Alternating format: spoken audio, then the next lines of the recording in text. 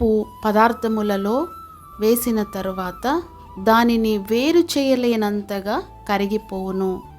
ఉప్పు పదార్థములలో వేసిన తరువాత దానిని వేరు చేయలేనంతగా కరిగిపోవును. ఇది మనందరికీ తెలిసిన విషయమే.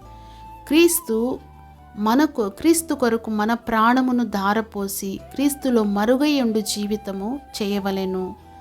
మన జీవితము పానార్పణముగా పోయబడవలెను.